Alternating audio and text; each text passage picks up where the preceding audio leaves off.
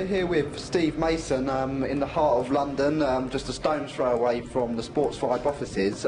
First things first, Steve, when we got the email with the details about yourself and it said your new dub album, it caused a bit of a stir in the Sportsvibe offices. We didn't know if it was your debut album or a dubstep album.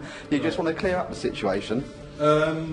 It's not my debut album, no. I suppose it's probably almost my 8th or 9th album or something like that. But yeah, obviously I did the Beta Band, then I did King Biscuit Time, then I did a thing called Black and Fair, and then I put an album out under my own name, my first album last year, about last May or something like that. And then I've been such a long time fan of reggae and dub music that one of the things I always wanted to do was make a reggae album, but it's one of those things where I think especially if you're a reggae fan, you feel that you've got to do it right, otherwise there's a massive potential for embarrassment there. So the easiest thing to do was to do like a dub version of it, really. And really the only guy, really the best guy to call in the UK for a dub album is Dennis Bovell, who's just a British reggae legend. You know, he's been around for many, many years. So yeah, we sent him the album and he really, really loved it, and decided to do it, and then he started thinking about, hang on, is it actually possible to make this into a dub reggae album? But he managed it. So yeah, that's the top and bottom of it. Yeah. And you're a big fan of motorsport, Formula 1 and MotoGP, and what have you made of the season so far in Formula 1? Well, you know, I think a lot of the purists have hated it because they say it's artificial, and apparently viewing figures in Italy are down because they say that it's not as pure as it was, but I don't know if that's true or not. But I think it's been really, really exciting. I think it's been really exciting, and I think that most of the most exciting passes and stuff that I've seen have been outside the DRS zone, you know, and I think that you know, says a lot. I think the tyre situation is interesting. It's maybe a bit crazy, but it's interesting. I think that now that McLaren have got their act together, I think it's shaping up to be quite exciting. Ferrari as well. I mean, I was at Silverstone with some friends, and we watched Alonso win there, and it was really exciting. And Paul di Resta as well, obviously I'm Scottish, and being a Scot, it's really exciting to see him with the Force India team, who again seem to be really getting their act together. I mean, he's been finishing and qualifying fantastically the whole season, you know. The only disappointment I think is Mercedes, you know.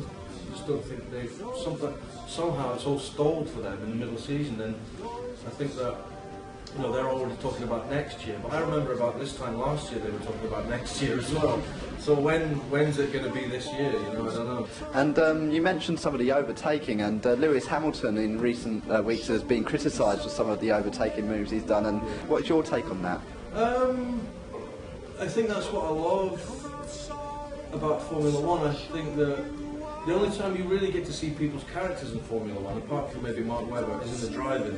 It's all so sanitised, it's really dull, which is one of the things I love about MotoGP, is that the guys, the riders seem a lot more off the leash, and their characters come through a lot more when you hear them talking, which is something you don't really see in Formula 1. But the driving thing I think is great. That's why I love both Jenson Button and Lewis Hamilton, because they've got such polar opposite styles. But I think with regards to Lewis, I think it's I mean, the pass on Massa in Monaco was a bit crazy, but I think it's just passion, and I think it's surely that's what it's all about. Motorsport should be about passion. I mean, motor racing, Formula 1, you know, these should be passionate things, and I think that I wouldn't really criticise them for it at all. And you mentioned MotoGP there as well. What have you made of the MotoGP season? I haven't been following the MotoGP season anywhere near as close as Formula 1, but I think for me, talking of passion, it's Michele all the way. The man is a lunatic, and I love that. You know, the idea of what he might be able to do if he ever finishes a race is quite exciting.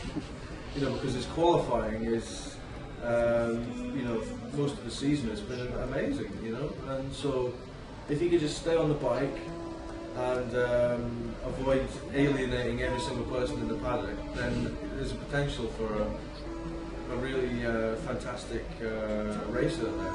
And there's been a lot of talk over the past couple of years about Valentino Rossi and could he make the move to F1. Do you think we'll see someone move from 2 wheels to 4 wheels in motorsport? I don't think so. I don't think with Valentino he'll do that. I think that if he was going to do that, I think he would have done it quite a long time ago. I remember seeing footage of him, I think it was in Italy, doing like a rally car test with Colin McRae. You know, and that was really exciting, and he was brilliant at it. I mean, he was really not far off the pace at all. And I think he would have done it then if he was ever going to do it. My guess is that he maybe wanted to finish his days as a bike racer with Ducati, with an Italian team or an Italian manufacturer. I hope he's not regretting that now, because I think that it sounds like there's some fundamental flaws at Ducati to do with the building of the chassis. The chassis seems to be such an integral part of how the bike is built. It seems to be, unless they get the chassis right, everything else that goes around it is maybe never going to work. I think that's the problem that he's having. We've gathered you're a bit of a petrol head. What motors do you drive, and do you ride a bike yourself? What I used to, I don't really do it anymore, but really my great passion was vintage Lambretta scooters, and I used to go on scooter rallies for many years all over the country. I've broken down in almost every single lay-by on the M1 and the M6. I know those lay-bys intimately, and yeah, there's more than a few. I've spilled more than a few nuts and bolts around the country. Yeah, that was my big passion, and I do have. I've had various cars over the years, but at the moment I've got an MG BGT, which I'm slowly in the process of stripping out. And trying to build like a kind of hill climb kind of car, because I really want to start doing hill climbing, but it's just money and location. I mean, because I'm down here a lot for music, my girlfriend's down here, and all my vehicles up in Scotland. And finally, what music do you listen to when you are driving up the roads, up and down the country? To be totally honest, I don't listen to music when I'm driving. I listen to podcasts, like there's the Motorsport magazine. They do a podcast that I really like, because they get a lot of people involved in Formula One, like, you know, whether it's Patrick Head or Pat Simmons or Christian Horner and ex-drivers Mario Andretti and Brian Redman and people like that, and Corinne Chandok they had on recently, and that's really fascinating to listen to that. And I listen to audiobooks and stuff like that. I don't tend to listen to music when I'm driving. I think it's, yeah, I don't know why that is, but yeah, mostly I'm an audiobooks podcast guy. Boys outside, noise outside, boys outside.